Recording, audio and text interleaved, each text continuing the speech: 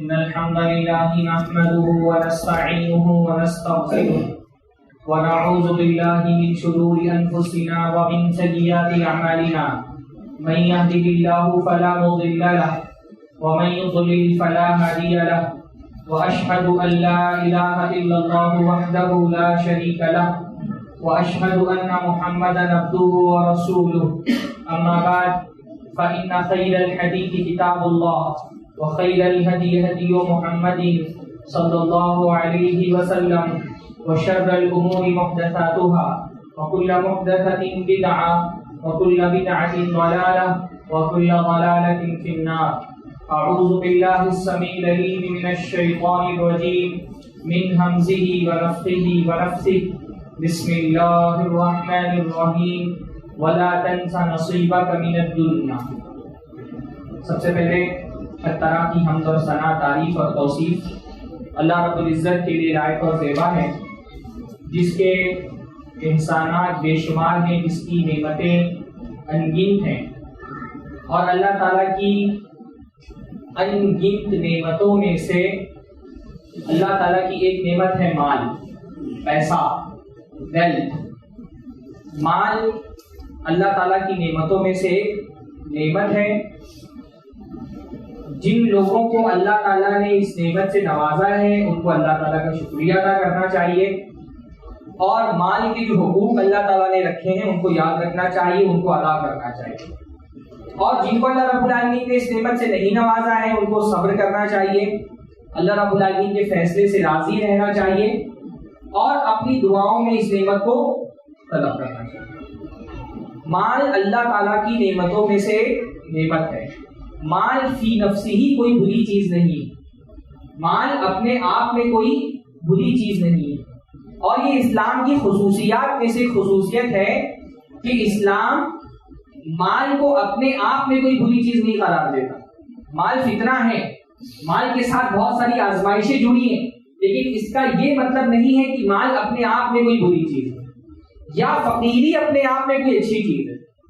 اسلام کی خصوصیات میں سے خصوصیت ہے کہ اسلام کے علاوہ دنیا کے جو بیشتر مذاہب ہیں ان کے یہاں مال اپنے آپ میں ایک بری چیز ہے اور فقیری اپنے آپ میں ایک اچھی چیز ہے.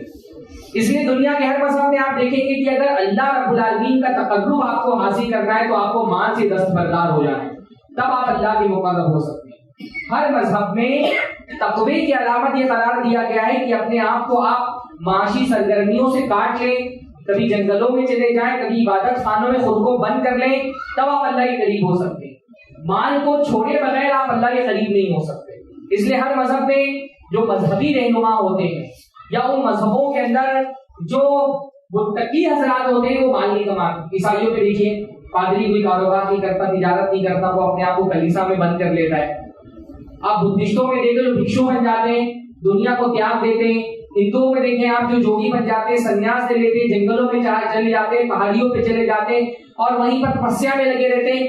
دنیا کما کر کے اور مذاہب کے اندر آپ اللہ کے قریب نہیں ہو سکتے. ہمارے دین میں الحمدللہ مال اپنے آپ میں کوئی بری چیز نہیں ہے، مال کمانا کوئی بری چیز نہیں ہے، مال اپنے آپ میں کوئی بری چیز نہیں ہے، نہ فقیری کوئی اچھی چیز ہے. یہ بعض مسلمانوں کے ہاں جو ایک تصور پایا جاتا ہے کہ بھئی فقیر لوگ کوئی بہت پہنچے ہوئے لوگ ہوتے ہیں اور جو فقیری کو بہت گلوریفائی کیا گیا ہے، یہ اصل میں اسلام کا تصور نہیں، یہ اسلام کا دیا ہوا نظریہ اور عقیدہ نہیں ہے. یہ دوسرے مذاہب کا عقیدہ ہے جو تصوف کے راستے سے صوفیوں کی وجہ سے بعض مسلمانوں میں آ گیا کہ فقیری کوئی اچھی چیز ہے، ورنہ اسلام اپنے آپ میں فقیری کو کوئی اچھی چیز نہیں سمجھتا. یہ دوسرے مذاہب ہیں جن کے یہاں فقر کو اور فقیروں کو اور فقیری کو بہت گلوریفائی کیا گیا ہے. ہاں، اس لیے آپ دیکھیں گے کہ ان مذاہب میں انسان فخر سے بولتا ہے میں تو فقیر ہوں، ہاں ہم تو بھائی فقیر ہیں. تو وہ دوسرے مذاہب میں فقیری کو اچھا سمجھا جاتا ہے. ہمارے دین میں فقیری کوئی اچھی چیز نہیں ہے اور مال کوئی بری چیز نہیں ہے. فقیری کوئی اچھی چیز ہوتی تو اللہ کے رسول صلی اللہ علیہ وسلم اپنی دعاؤں میں فقیری سے پناہ طلب نہیں کرتے. اللہ کے نبی صلی اللہ علیہ وسلم فقر سے پناہ مانگتے تھے. کون سی دعا اللہ کے نبی صلی اللہ علیہ وسلم کی؟ فقر سے پناہ مانگنے کی. اللہ میں یہ اس کا ایک دعا اللہ کے نبی صلی اللہ علیہ وسلم غالباً تشہد میں بھی پڑھتے ہیں. اللہ منی اعوذ بک من الکفر والفقر وعذاب القبر. اللہ تعالیٰ میں کفر سے تیری پناہ چاہتا ہوں اور فقر سے تیری پناہ چاہتا ہوں اور عذاب قبر سے تیری پناہ چاہتا ہوں. آپ سوچئے فقر ایسی چیز ہے, اللہ کے نبی صلی اللہ علیہ وسلم کتنی بڑی بڑی چیزوں کے ساتھ اس کا ذکر کر رہے ہیں. ہاں, کفر اور عذاب قبر کے ساتھ اللہ کے نبی صلی اللہ علیہ وسلم فقر کا ذکر کر رہے ہیں. تو فقیری کوئی اچھی چیز نہیں ہے. فقیری کوئی اچھی چیز ہوگی تو اللہ کے رسول صلی اللہ علیہ وسلم کہتے ہیں کہ اپنے بچوں کو فقیر چھوڑ کر کے جاؤ, ہاں, سارا مال دولت صدقہ کر دو. فقیری ایسی چیز نہیں جس کو اختیار کیا جائے. ٹھیک ہے, اللہ رب العالمین نے انسان کو فقیر بنا دیا تو وہ صبر کرے, جیسے انسان کو مریض بنا دیا تو وہ صبر کرے. اس کا یہ مطلب تو نہیں ہے کہ مریضی کے حاصل کرنے کے لیے اور مرض کے حاصل کرنے کے لیے کوشش کی جائے. فقر اپنے آپ میں کوئی اچھی چیز نہیں ہے. اللہ کے نبی صلی اللہ علیہ وسلم نے فرمایا, ایک مرتبہ ایک صحابی کی عادت کے لیے گئے.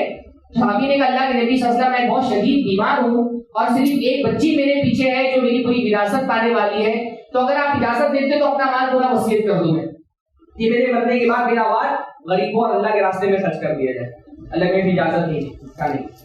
اللہ کے نبی کیا 2/3 مال وصیت کر دوں؟ کہا نہیں. کیا اللہ کے نبی صلی اللہ علیہ وسلم آدھا مال وصیت کر دوں؟ کہا نہیں. کیا اللہ کے نبی صلی اللہ علیہ وسلم 1/3 مال کی وصیت کر دوں؟ اللہ نے فرمایا 1/3 مال کی وصیت کر سکتے ہو, والثلث کبیر, لیکن 1/3 مال بھی وصیت کرنا بہت زیادہ ہے, 1/3 بھی بہت زیادہ ہے. پھر فرمایا انکا انترکا ورثتک اغنیاء, تم اپنے پیچھے اپنے گھر والوں کو غنی چھوڑ کر کے جاؤ, یہ اچھا ہے. تمہارے پیچھے تمہارے وارثین غنی ہوں, یہ بہتر ہے اس سے کہ ان کو فقیر چھوڑ کر کے جاؤ. یتکففون الناس, اور وہ لوگوں کے سامنے ہاتھ پھیلاتے ہیں. اگر فقیری کوئی چیز ہوتی تو اللہ کیا بولتے ہیں, اپنے پیچھے اپنے بچوں کو غریب اور فقیر چھوڑ کر کے جاؤ. یہ مسلمانوں میں تصوف سے نظریہ آ گیا. مجھے علامہ اقبال کہتے ہیں تیرا طریق امیری نہیں فقیری ہے, ہمارا طریق فقیری نہیں. فقر کوئی اچھی چیز نہیں ہے. اللہ کے رسول صلی اللہ علیہ وسلم نے فرمایا 5 چیزوں سے پہلے غنیمت جان. اس میں سے کیا ہے؟ غنا کا قبل فقری. اللہ نے اگر غنی بنایا ہے, مالدار بنایا ہے, کب یہ غنا ختم ہو جائے, کب مالداری کا دور ختم ہو جائے, کب کاروبار بیٹھ جائے, کب جاب چھین جائے, کوئی بھروسہ نہیں ہوتا. جب تک اللہ نے مالدار رکھا ہے اس مالداری کو غنیمت جانو. غنیمت جاننے کا مطلب یہ نعمت ہے نا. ان 5 چیزوں کا ذکر جو کیا گیا جس کے اندر, وہ 5 چیزیں کون سی نعمت ہے. اس سے پہلے کہ یہ نعمت چھن جائے اللہ رب العالمین کا شکریہ ادا کرو, اس کا صحیح استعمال کرو. تو فرمایا غنا کا قبل فقری, اپنی فقیری سے پہلے اپنے غنا کو, اپنی مالداری کو غنیمت جانو. اگر فقیری کوئی اچھی چیز ہوتی تو اللہ کے رسول صلی اللہ علیہ وسلم فرماتے کہ فقیری کو غنیمت جانو, اس سے پہلے کہ غنی ہو جاؤ. تو فقیری کوئی اچھی چیز نہیں ہے اور غنی ہونا کوئی بری چیز نہیں ہے. اللہ کے رسول صلی اللہ علیہ وسلم نے اپنی دعاؤں میں اللہ تعالیٰ سے غنا مانگا ہے, مالداری مانگی ہے. غنا کا اصل مطلب کیا ہوتا ہے؟ غنی عربی میں کہتے ہیں بے نیاز کو, جو کسی کا محتاج نہ ہو. جب آدمی کے ہاتھ میں مال ہوتا ہے نا, وہ کسی کا محتاج نہیں رہتا کسی بھی بات میں, اپنی دنیاوی ضرورتوں کے لیے بھی محتاج نہیں رہتا, بلکہ غنی آدمی حق بولنے میں بھی محتاج نہیں رہتا. بعض مرتبہ آدمی کی فقیری اس کو حق بولنے سے روک دیتی. بہت ساری باتیں آدمی بول نہیں پاتا, یا بولتا ہے تو لوگ سنتے ہی. غنی, اللہ کے غنی کہتے ہیں بے نیاز کو, جو کسی کے سامنے ہاتھ نہ, یعنی اتنا مال ہو آدمی کے پاس کہ وہ لوگوں سے بے نیاز ہو جائے, کسی کے سامنے اس کو ہاتھ نہ پھیلانا پڑے. سیلف ڈیپینڈنس, ہاں, آتم نربھرتا, غنی کا مطلب یہی ہوتا ہے. اتنا پیسہ ہو کہ آدمی اپنے اوپر نربھر ہو, کسی کا محتاج نہ رہے. اللہ کے نبی نے غنا طلب کیا ہے اپنی دعاؤں میں. ہاں, کون سی دعا ہے؟ والعفاف والغنى. ہاں, خطبے میں جو سامعین ہیں وہ خطیب سے بات کر سکتے ہیں, خطیب سامنے سے بات کر سکتے ہیں, آپس میں ایک دوسرے سے بات کرنا منع ہے. فرمایا اللہم انی اسألک الہدی, اللہ کے کی دعا ہوئی, اللہم انی اسألک الہدی والتقی والعفاف والغنى. اللہ تعالیٰ میں تجھ سے ہدایت مانگتا ہوں اور تقوی مانگتا ہوں, عفاف یعنی پاک دامنی مانگتا ہوں, والغنى, اور اللہ تعالیٰ میں تجھ سے غنا مانگتا ہوں. غنا, غنی, غنی اسی سے میں نا عثمان غنی, ہم حضرت عثمان کو غنی کہتے ہیں. غنا, اللہ تعالیٰ میں تجھ سے غنا مانگتا ہوں, بلکہ عفاف مانگتا ہوں. عفاف مطلب پاک دامنی. پاک دامنی کی بہت ساری صورتیں ہوتی ہیں. علماء نے کہا پاک دامنی سے مراد یہاں پر یہ ہے کہ بندہ اللہ تعالیٰ کی طرف سے اس کو اتنا مال ملا ہوا ہو کہ کسی کے سامنے ہاتھ نہ پھیلانا پڑے. پاک دامنی یہ بھی ہے کہ آدمی کسی کے سامنے ہاتھ پھیلانے سے بچ جائے تو اس کا دامن پاک رہتا ہے, کسی کا محتاج نہیں رہتا. تو اللہ کے غنا اگر بری چیز ہوتی, غنی ہونا اگر بری چیز ہوتی, تو اللہ کے نبی صلی اللہ علیہ وسلم دعاؤں میں غنا طلب نہیں کرتے.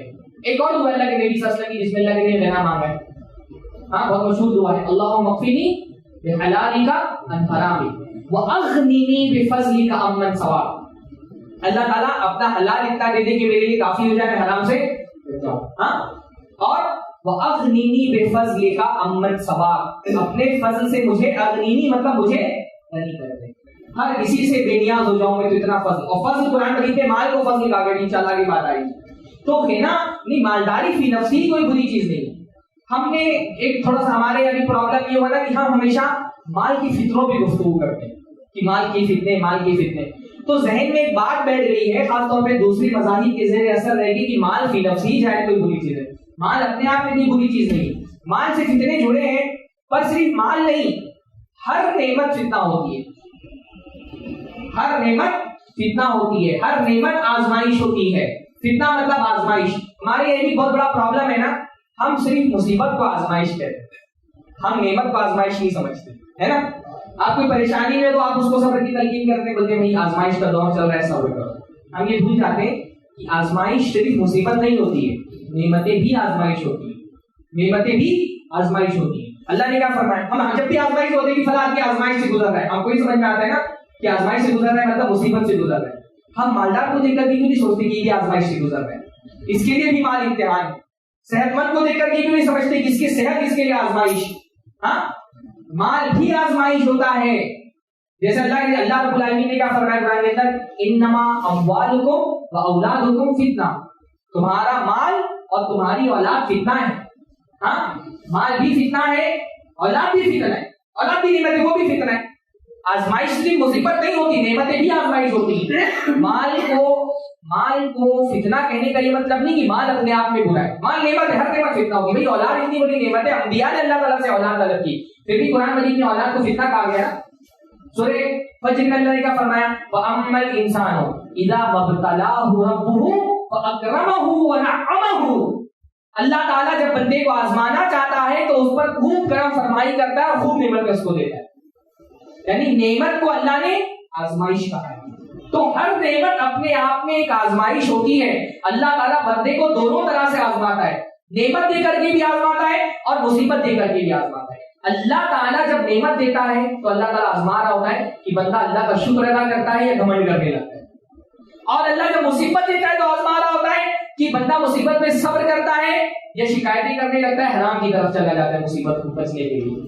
تو نعمت بھی آزمائش ہوتی ہے، اور صرف مال نہیں، دنیا کی ہر نعمت آزمائش. ہر نعمت اگر بگڑ جائے تو فتنہ ہے، وہ مصیبت ہے، وہ عذاب ہے. اولاد ہو، مال ہو، بیوی ہو، پڑوسی ہو، دوست ہو. اللہ کی بڑی پیاری دعا ہے، بہت پیاری دعا ہے. ہاں، اللہ کے نبی فرمایا اللہم انی اعوذ بک من جار السوء. اللہ رب العالمین میں برے پڑوسی سے تیری پناہ چاہتا ہوں. پڑوسی نعمت ہے، پڑوسی بگڑ جائے نا زندگی کی ہر نعمت کی ویلیو زیرو ہو جاتی ہے. آپ کا پڑوسی اگر آپ کو ٹارچر کرنے والا ہو نا، آپ کا گھر کتنا بھی بڑا آپ سکون سے نہیں رہ سکتے. اللہم انی اعوذ بک من جار السوء ومن زوج تشیبنی قبل المشیب. اور میں ایسی بیوی سے تیری پناہ چاہتا ہوں جو بڑھاپے سے پہلے مجھے بوڑھا کر دے. بیوی کتنی بڑی نعمت ہے. اللہ کے نبی نے فرمایا ہر دنیا فائدہ اٹھانے کی چیز ہے اور سب سے زیادہ فائدے مند چیز کون سی ہے؟ بیوی. لیکن بیوی اگر بگڑ جائے، نافرمان ہو جائے، شکایتیں کرنے لگے، شکوے کرنے لگے، تقاضے کرنے لگے، لڑائی جھگڑا کرے، آدمی کو بری بیوی 30 سال کی عمر میں 60 سال کی بنا دے. آدمی 60 سال کا دکھنے لگتا ہے، 40 والا 80 کا ہو جاتا ہے اگر بیوی بری ہو. یہ اللہ کے رسول نے فرمایا ایسی بیوی سے تیری پناہ چاہتا ہوں جو مجھے بڑھاپے سے پہلے بوڑھا کر دے. وَمِن وَلَدٍ يَكُونُ عَلَيَّ رَبًّا. اور ایسی اولاد سے تیری پناہ چاہتا ہوں جو میرا رب بن جائے. یعنی اولاد کو فرما بردار رہنا چاہیے، پر جب اولاد ماں باپ کو کنٹرول کرنا شروع کر دیتی ہے تو وہ فتنہ بن جاتی ہے، عذاب بن جاتی ہے. وَمِن مَالٍ يَكُونُ عَلَيَّ عَذَابًا. اور ایسے مال سے تیری پناہ چاہتا ہوں جو میرے لیے عذاب بن جائے. وَمِن خَلِيلٍ مَاكِرٍ. اور سازش کرنے والے گہرے دوست سے تیری پناہ چاہتا ہوں. بعض مرتبہ دوست بہت گہرا ہوتا ہے نا، دوستی جتنی گہری ہوتی ہے ہم اتنا ہی زیادہ ایکسس دے دیتے ہیں اپنی زندگی میں دوست کو، اور وہ جب ڈیمیج کرتا ہے تو بہت زیادہ ڈیمیج کرتا ہے. اس لیے خلیل کا ایسا گہرا دوست ماں کی تو سازش کرنے لگے. ہاں، عینہ یرعانی وقلبہ یرعانی. اس کی آنکھیں مجھے دیکھ رہی ہیں، اس کا دل مجھے ٹٹولتا رہتا ہے. ان را حسنۃ دفنہا. اگر میرے اندر کوئی اچھائی دیکھتا ہے دوست ہو کر کے تو اس کو دفنا دے دیتا، کسی کو نہیں بیان کرے گا. وَإِن رَأَ سَیِّئَةً نَزَعَہا. اور اگر کوئی برائی مجھے مل جاتی ہے تو اس کو ہر جگہ پھیلا دیتا، فارورڈ کر دیتا ہے ہر جگہ پہ. تو بھائی دوست، بیوی، مال، اولاد، پڑوسی، یہ سب اللہ کی نعمت ہے، اور یہ بگڑ جائے تو عذاب بن جاتا ہے. تو مال اللہ تعالیٰ کی نعمت ہے. فتنہ ہونے کا یہ مطلب نہیں کہ مال فی نفسی بری چیز ہے. فتنہ تو ہر نعمت فتنہ ہے. اور صرف نعمت نہیں, یعنی صرف مال نہیں, فقیری بھی فتنہ ہے. صرف مال فتنہ نہیں ہے, فقیری بھی فتنہ ہے. اللہ تعالیٰ فقر سے بھی بندوں کو آزماتا ہے. اس لیے اللہ کے رسول ایک دعا پڑھا کرتے تھے, اللہم انی اعوذ بک من شر فتنۃ الغنی واعوذ بک من شر فتنۃ الفقر. اللہ تعالیٰ میں امیری کے فتنے کے شر سے تیری پناہ چاہتا ہوں اور فقیری کے فتنے کے شر سے بھی تیری پناہ چاہتا ہوں. تو اللہ کے رسول نے غنا کو بھی فتنہ کہا ہے اور فقر کو بھی فتنہ کہا ہے. تو مال سے فتنے جڑے ہوئے.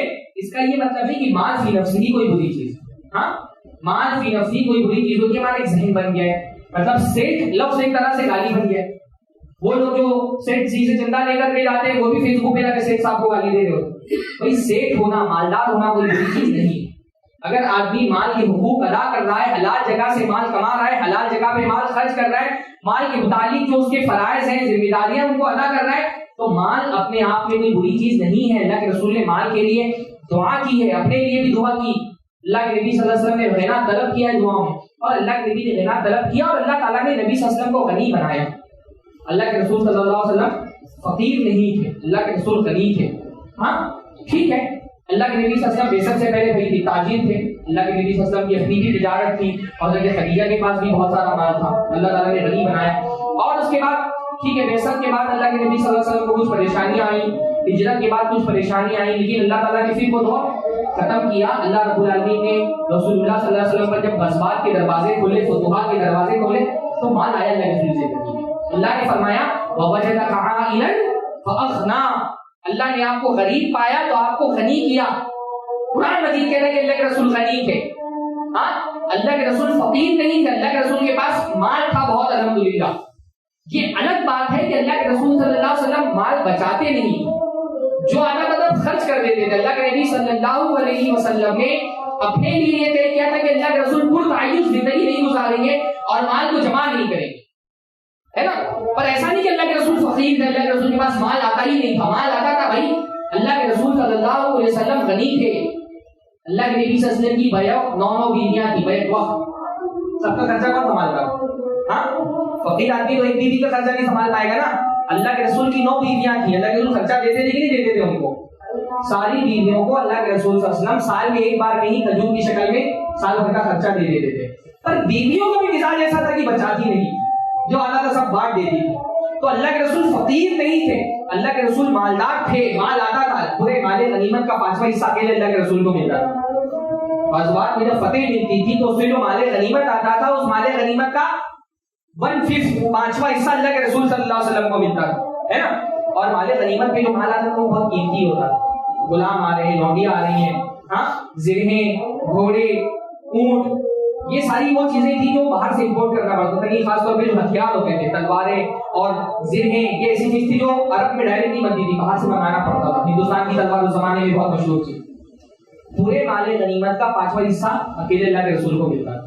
پھر مال فے پورا کا پورا اللہ کے رسول. مال فے یعنی کسی قوم نے جنگ کیے بغیر کچھ مال دے دیا کہ آپ جنگ مت کرو, اتنا پیسہ ایز اے ٹیکس آپ کو دیں گے, وہ مال فے پورا کا پورا اللہ کے رسول کا ہوتا تھا. آتا بہت تھا اللہ کے رسول کے پاس, پر اللہ کے رسول بچاتے نہیں, دے دیتے, سب بانٹ دیتے تھے. اتنا بھائی حدیث کے اندر آتا ہے رمضان میں اللہ کے نبی کی سخاوت ایسی ہوتی تھی جیسے کہ تیز ہوائیں چلتی تھی, تیز ہواؤں کی طرح بانٹتے تھے اللہ کے رسول. جو آتا تھا دیتے جاتے. اب نہیں دیتے تھے نا, ہاں, یہ دوسرے کا دیتے تھے. سخی کس کو بولیں گے؟ جو اپنا دے نا. اگر کسی کے پاس میں آپ کا لے کر کے دے دوں تو میں کہے گا سخی. سخی تو وہ ہے جو اپنا نے کمایا ہوا نا.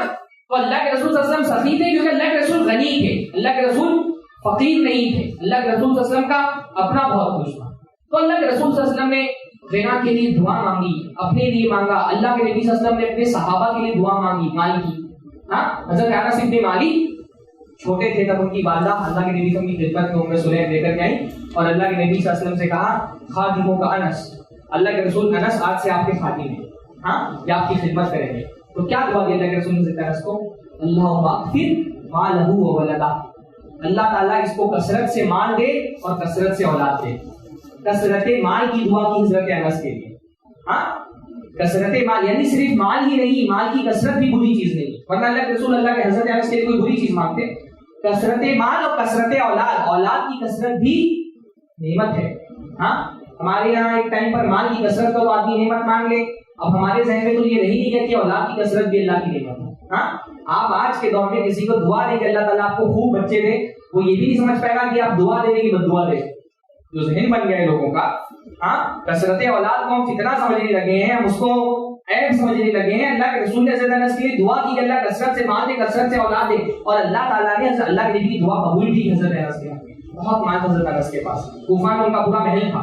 ہاں اور اولاد اتنی تھی، بعض روایتوں میں آتا ہے کہ حضرت انس نے اپنی زندگی میں اپنے 100 بچوں کو اپنے ہاتھ سے دفن کیا. 100 سے زائد بچے، عمر کی لمبی ملی نا، 110 سال سے زائد عرصے زندہ ہے حضرت انس. اور بیویوں کے ساتھ لونڈیاں بھی ہوتی تھی، ان سے بھی بچے ہوتے. 100 بچوں کو اپنے ہاتھ سے دفن کیا. سوچی کتنی بڑی نسل گئی ہوتی. تو اگر مال فی نفسہ ہی بری چیز ہوگی تو اللہ کے نبی صلی اللہ علیہ وسلم اس کے لیے مال نہیں طلب کرتے.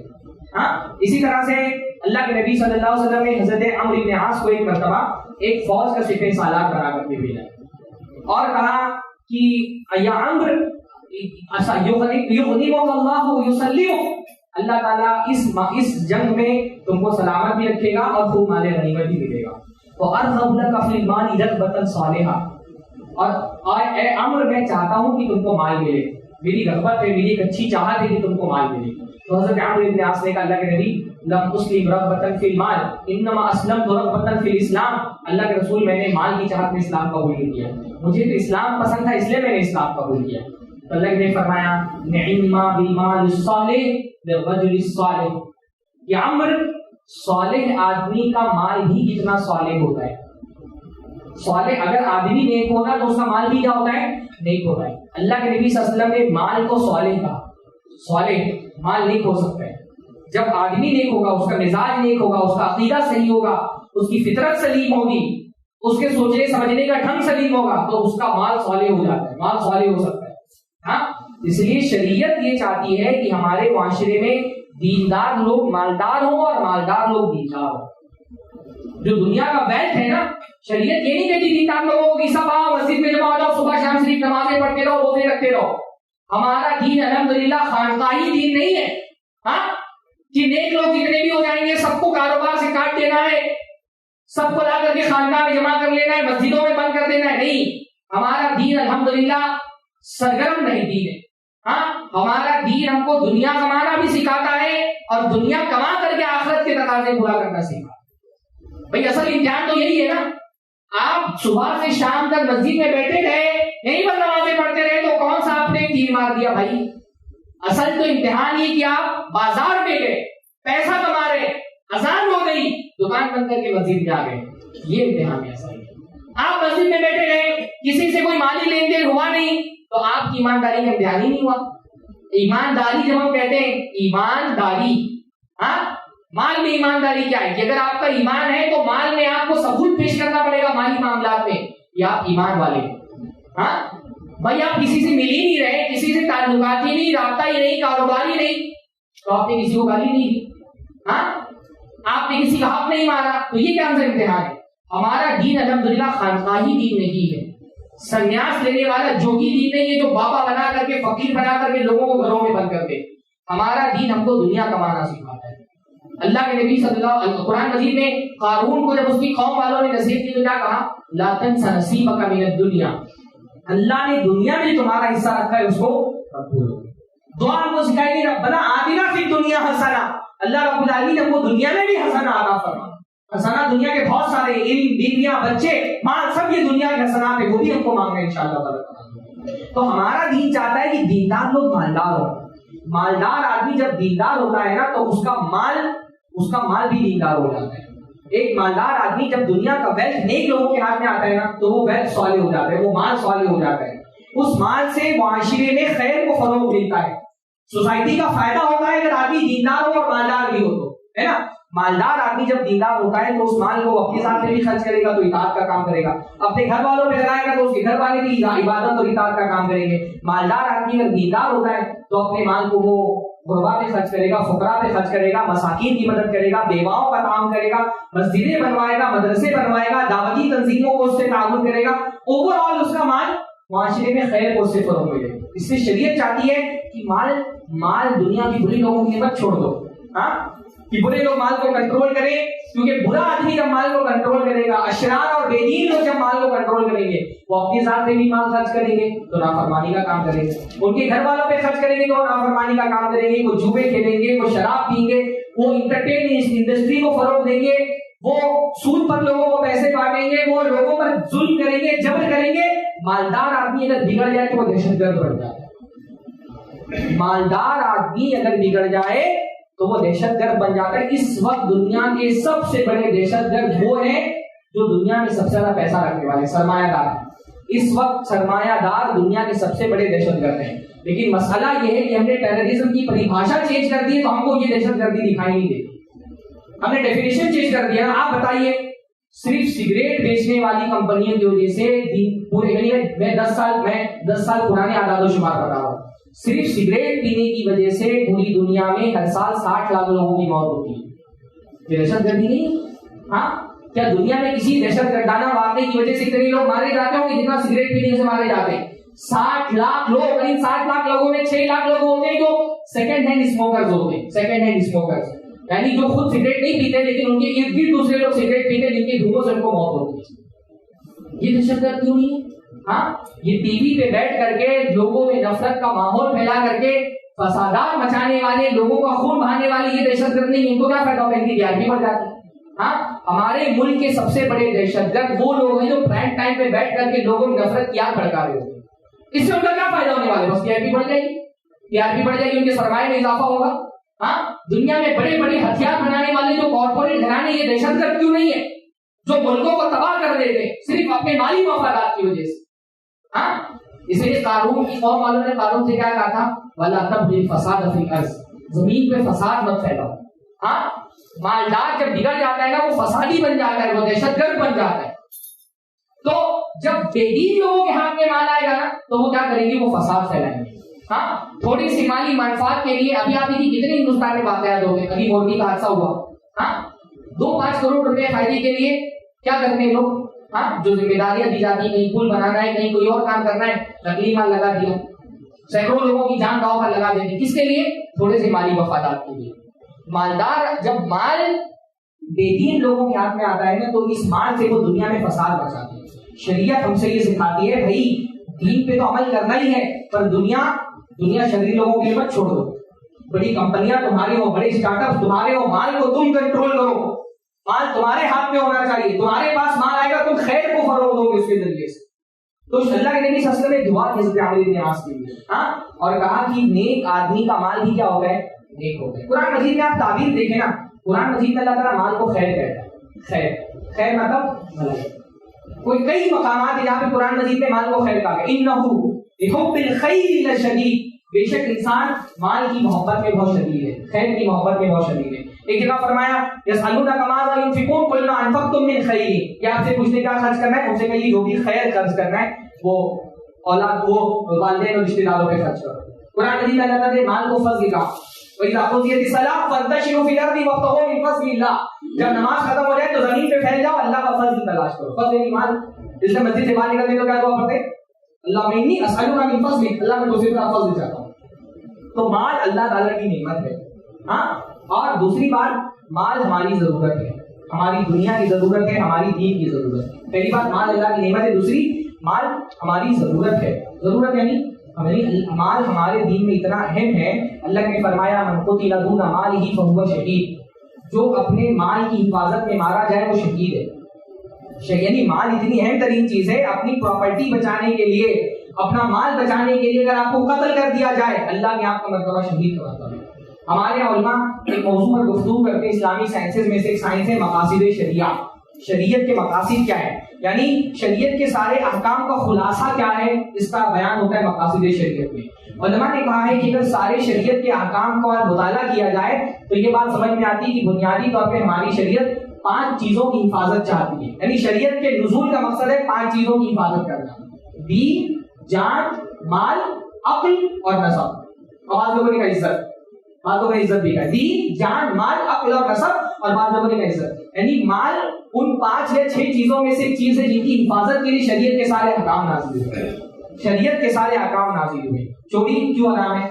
کیونکہ مال کی حفاظت کرنا مقصود ہے. طاقت نہیں ہٹانے کیونکہ مال کی حفاظت کرنا مقصد ہے. ہاں وراثت کے احکام کیوں نازل ہوئے؟ مال کی حفاظت کے لیے نازل ہوئے. تو مال بہت اہم چیز ہے. ہاں بلکہ ہمارے یہاں علماء نے کہا ہے کہ ہر آدمی پر اتنا مال کمانا واجب ہے جتنا اس پر مالی ذمہ داری ہے. مال کمانا واجب ہے، جتنی مالی ذمہ داریاں ہیں اتنا مال کمانا واجب ہے ہم پر. ایک آدمی بچہ ہے، جوان ہو گیا، ماں باپ بوڑھے ہو گئے، باپ کے اندر طاقت اور قوت نہیں رہی کمانے کی. ہاں اب اس باپ اور ماں کی ذمہ داری ادا کرنا کس کی ذمہ داری ہے؟ بچوں کے کندھے پر. ہاں ہمارے کیا ہوتا ہے، کھٹا کھٹا تندرست توانا نوجوان لڑکا 20 22 25 سال کا ہو گیا ہے. ہاں لیکن اور باپ بیچارہ بوڑھا ہو چکا ہے، اس کی ہڈی میں اب بوڑھا نہیں بچا، جسم میں اب طاقت نہیں بچی. لیکن لڑکا اس لڑکا جوان رات رات بھر جاگتا ہے، پب جی کھیلتا ہے، دن بھر سوتا ہے، 2 بجے 3 بجے سو کر کے اٹھے گا، ابا کی جیب سے نکل کے پیسہ نکل لے گا. ہاں وہ بیچارہ بوڑھا باپ، اس کے اندر طاقت نہیں ہے، لیکن کیا کرے گا، بچہ نہیں کما رہا، نکلتا ہے گھر سے باہر. ہاں کبھی رکشہ چلا رہا ہے، کبھی ٹھیلا کھینچ رہا ہے، کبھی ہاتھ گاڑی کھینچ رہا ہے، کہاں کر کے کما رہا ہے. گنہگار ایسا لڑکا. ہاں ایسا لڑکا اللہ کی نظر میں گنہگار ہے، اللہ کے ہاں گنہگار. اللہ کے نبی نے فرمایا کفا بالمرء اسما ان یضیع من یقول. آدمی کی گنہگار ہونے کے لیے کافی ہے کہ جن کی مالی ذمہ داریاں اس کے سر پہ تھی اس نے ادا نہیں کی. گنہگار ہے اللہ کا ایسا بندہ. ہاں نوجوان ہے، شادی ہو گئی، بیوی بچوں کا خرچہ نہیں سنبھال رہا. ہاں چھوٹی چھوٹی بات ہوتی ہے، سسرال میں فون کرتا ہے، بیمار ہو گئی بیوی سسرال میں فون کرتا ہے پیسہ بھیجو، راشن نہیں ہے گھر میں تو بھی سسرال میں فون کرتا ہے. ہاں ڈلیوری کا ٹائم آ گیا تو بیوی کو بھیج دے گا، جاؤ جب بچہ ہوگا تب آنا. ہے بھائی اگر آپ ڈلیوری اور علاج کا بھی خرچہ نہیں سنبھال سکتے تو آپ کو شادی نہیں کرنا چاہیے. شادی تو ان لوگوں کے لیے ہے جو غنی ہے، غنی لوگوں کے لیے شادی ہے نا جو خرچہ اٹھا سکتے ہیں. اللہ نے کیا فرمایا ان یکونوا فقراء یغنیہم اللہ من فضلہ. فرمایا اللہ رب العالمین نے کہ فَلْيَسْتَعْفِفِ الَّذِينَ لَا يَجِدُونَ نِكَاحًا حَتَّى يُغْنِيَهُمُ اللَّهُ مِن فَضْلِهِ. جن کو اللہ تعالیٰ نے طاقت نہیں دی ہے، ابھی طاقت نہیں ہے شادی کرنے کی، بیوی کا خرچہ نہیں اٹھا سکتے ہیں، ان سے یہ نہیں کہا سسرال والوں سے مانگ لو. کیا فرمایا وہ اپنی عزت کی حفاظت کریں روزہ رکھ کر کے، حدیث میں بتایا ہے. ہاں یہاں تک کہ اللہ اپنے فضل سے ان کو غنی کر دے. تو بیوی کا خرچہ نہیں اٹھا رہے، گنہگار ہے اللہ کے یہاں پر. ہاں یا ہمارے یہاں بعض لوگ جو ہے نا وہ بیوی بیچاری برتن مانج رہی ہے، بیوی بیچاری بٹن کاٹ رہی ہے کپڑوں کے، شوہر گئے دعوت و تبلیغ کے راستے میں. ہاں شوہر دعوت و تبلیغ میں گئے، بیچاری بیوی کیا کر رہی ہے، برتن مانج کے دوسروں کے گھر کا اور کپڑے کاٹ کر کے گھر چلا رہی ہے. گنہگار ایسا ہوتا ہے. ہاں شوہر کی پہلی ذمہ داری اپنے گھر والا آدمی ہے پر بھائی مرد کو جو پرووائڈ کرتا ہے اپنے گھر والوں. ہاں ہر شرط میں اپنے گھر والوں کو ان کی ضرورتیں پوری کرتا ہے. یہ کون سی دعوت و تبلیغ ہے کہ بیوی بیچارے گھر میں کھانے کے لیے نہیں ہے. ہاں بچوں کے پاس ٹیوشن بھرنے کا پیسہ نہیں ہے، بیوی دوستوں کے گھر میں جا کے کام کر رہی، شوہر تبلیغ نہیں نکلا، وہی تبلیغ ہے. ہاں پہلے اپنے گھر والوں کی ذمہ داری سنبھالنا ہے. تو اتنا مال کمانا واجب ہے جتنی ہم پر مالی ذمہ داری ہے. واجب کا مطلب کیا ہوتا ہے، نہیں کریں گے تو اللہ کے یہاں گناہ ہوگا. ہاں اللہ کے یہاں پکڑا جائے گا بندے کو، اور اگر کرے گا تو ثواب ملے گا. ہمارے دین میں مال کمانا ثواب ہے. ہاں اور کتنا بڑا ثواب ہے. اللہ کے رسول صلی اللہ علیہ وسلم ایک مرتبہ اپنے صحابہ کے ساتھ بیٹھے ہوئے تھے، دیکھا کہ ایک نوجوان صحابہ نے دیکھا گزر رہا ہے سامنے سے، کھٹا کنگا تندرست توانا. صحابہ نے کہا لو خرج فی سبیل اللہ، اگر یہ نوجوان اتنا طاقتور ہے اللہ کے راستے میں جہاد میں نکلتا تو کتنا فائدہ ہوگا. طاقتور ہے، دشمنوں کی صفیں الٹ کر کے رکھ دیتا. اللہ نے فرمایا لو خرج یسعى علی ابویہ شیخین کبیرین فهو فی سبیل اللہ. اگر یہ بندہ اس لیے گھر سے باہر نکلا ہے کہ گھر میں اس کے بوڑھے ماں باپ ہیں، ان کی ضرورتیں پوری کرنے کے لیے پیسہ کمانے کے لیے نکلا ہے، اللہ نے فرمایا یہ اللہ کے راستے میں جہاد میں نکلا ہے. جہاد کا ثواب ہے پیسہ کمانا. ہاں فرمایا لو خرج یسعى علی اولادہ صغارا فهو فی سبیل اللہ. اگر یہ پیسہ کمانے کے لیے نکلا ہے تاکہ اس پیسے سے اپنے بچوں کی حفاظت کر سکے، اللہ کے راستے میں جہاد میں نکلا ہے. لو خرج یسعى علی نفسه یعفها فهو فی سبیل اللہ. اگر یہ اس لیے پیسہ کمانے کے لیے نکلا ہے تاکہ اپنی ذات پہ خرچ کرے، کسی کے سامنے ہاتھ نہ پھیلانا پڑے، تو بھی اللہ کے راستے میں جہاد. پیسہ کمانے کا ثواب جہاد کے برابر ہے. قرآن مجید میں مجاہدین کے ساتھ ان لوگوں کا ذکر کیا گیا ہے جو پیسہ کمانے کے لیے گھر سے باہر ہوتے ہیں. اور بھائی آج کے دور میں حلال کا پیسہ کمانا جہاد سے کم محنت ہے بھی نہیں. ہاں آج کے دور میں حلال کمانا جہاد سے کم مشکل، یعنی ایسے دور میں جب مہنگائی آسمانوں کو چھو رہی ہے، بے روزگاری میں اس حد تک اضافہ ہو چکا ہے، آدمی حلال کے راستے بہت کم ہو گئے، حرام کے راستے کھل گئے، پیسہ کمانا بہت بڑا گیا ہے حلال پیسہ کمانا. اس لیے تو میں بھی عورتوں سے بولتا ہوں نا اس مہنگائی کے دور میں اگر آپ کا شوہر حلال کی 2 روٹی آپ کے برتن میں لا کے ڈال رہا ہے نا، اس کا شکر ادا کرو، یہ احسان اس کا بہت بڑا، ہاں یہ بہت بڑا احسان ہے کہ ایسی مہنگائی کے دور میں بھی حلال کما کر کے لا کے آپ کی ضرورتیں پوری کر رہے ہیں. شوہر کا احسان، اس پر اللہ کا شکریہ ادا کرنا چاہیے، شوہر کا شکریہ ادا کرنا چاہیے. تو مال کمانا جہاد، مال خرچ کرنا بھی ثواب، مال خرچ کرنا بھی ثواب. ہمارے دین میں مال کمانا ثواب، مال خرچ کرنا ثواب. اللہ کے رسول نے فرمایا کسی کے پاس 4 دینار ہو، 1 دینار اللہ کے راستے میں جہاد میں دے دے، 1 دینار سے مسکین کو صدقہ کر دے، 1 دینار سے غلام آزاد کر دے، اور 1 دینار اپنے گھر والوں پہ خرچ کرے. فرمایا سب سے زیادہ ثواب اس دینار پہ ملتا ہے جو اپنے گھر والوں پہ خرچ کرتا ہے. ہاں اپنے گھر والوں پہ جو خرچ کرتا ہے، جہاد سے زیادہ، صدقے سے زیادہ، غلام آزاد کرنے زیادہ ثواب اس کو ملتا ہے اس دینار پہ جو اپنے گھر والوں پہ خرچ کرتا ہے. تو پیسہ کمانا ہے تاکہ پیسہ خرچ کرے، ہے نا. اللہ نے فرمایا تم اپنی بیوی کے منہ میں جو لقمہ ڈالتے ہو اس پر بھی تم کو اجر دیا جائے گا. ہر نفقہ جو آپ پورا کرتے ہو، ہر ضرورت جو اپنے گھر والوں کی پوری کرتے ہو، اس پر آپ کو اجر دیا جاتا ہے. ہاں گھر میں راشن بھرا رہے ہو اجر دیا جاتا ہے، روم کا بھاڑا دیتے ہو اس پر ثواب ملتا ہے، اور صدقے سے زیادہ ثواب ملتا ہے. بچوں کی ٹیوشن فیس بھر رہے ہو، راشن لا کر کے دے رہے ہو، کپڑے دلا رہے ہو، ہر ضرورت پر انشاءاللہ تعالیٰ جو آپ خرچ کرتے ہیں، غیر ضروری نہیں، فضول خرچی. اللہ نے فرمایا ایمان والے بندے کو ہر نفقے پہ اجر دیا جاتا ہے سوائے مٹی کے. تو بلا ضرورت گھر بناتے ہیں، 2 روم میں ہو سکتا ہے 10 روم بنا لیں گے صرف شان و شوکت دکھاوے کے لیے، اس پر اجر نہیں ملتا. فضول خرچی نہیں کرتے، جو جائز خرچ آپ کرتے ہیں اس خرچ پہ آپ کو الحمدللہ ثواب دیا جاتا ہے. تو ہمارے دین میں مال کمانا بھی ثواب ہے، مال خرچ کرنا بھی ثواب ہے، کیونکہ مال ہماری ضرورت ہے، دنیا کی بھی ضرورت ہے، دین کی بھی ضرورت ہے. انشاءاللہ تعالیٰ کبھی موقع ملا تو اس پہ بھی گفتگو کریں گے. فی الحال 2 نقطے میں آپ لوگوں کے سامنے رکھیں. پہلا کیا، مال اللہ تعالیٰ کی نعمت ہے، اور دوسرا مال اللہ تعالیٰ کی ضرورت ہے. کبھی انشاءاللہ تعالیٰ موقع ملا تو مال کی فتنے پہ بھی گفتگو ہوگی. لیکن میں چاہ رہا تھا کہ مال کے حوالے سے جو ایک پس منظر لوگوں کے ذہن میں نہیں ہے، صدقے کا ایک رخ ذہن میں نہیں ہوتا کہ مال فی نفسی نعمت ہے، مال کمانا چاہیے. ہمارے نوجوانوں کا بہت بڑا مسئلہ یہ ہے کہ ہمارا نوجوان مال نہیں کمانا. ہاں ہمارا نوجوان یعنی دین میں نہیں ہے وہ تو الگ بات ہے، دنیا میں بھی نہیں ہمارا نوجوان. میں دیکھ رہا ہوں اپنے لڑکوں کو، ان کا ڈریم جاب بن گیا ہے ڈلیوری بوائے کا.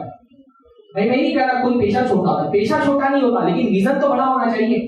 ہاں لڑکے پیسہ نہیں کما رہے، کیوں؟ بولے سسرال سے ملے گا. کسی کے اللہ تعالیٰ کے علاوہ کسی کی امید مت رکھیے. دیکھیے صحابہ کرام کا مزاج دیکھیے نا. عبد الرحمن ابن عوف جب مدینہ میں آئے، بس 2 منٹ میں بات کرنا پڑتا ہے. عبد الرحمن ابن عوف جب مدینہ آئے تو ساری چیزیں مل رہی تھی نا. ساتھ بھی ربی نے کہا کہ میرا گھر ہے آپ لے لو آدھا، میری پراپرٹی آپ آدھی لے لو، میری 4 بیوی ہیں 2 سے شادی کر لو، سب کچھ فری میں مل رہا تھا.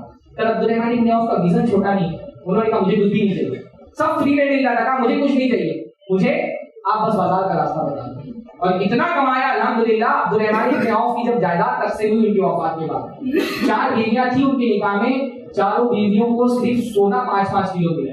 یعنی 8ویں حصے میں جب تقسیم ہوا 5-5 کلو سونا ہر کسی کے ہاتھ میں. تو ویژن بڑا رکھیے. اللہ تعالیٰ ہم سب کو دین کا صحیح فہم عطا فرمائے. اقول قولی ھذا واستغفر اللہ لي ولکم ولسائر المسلمین واستغفروہ انہ هو الغفور الرحیم.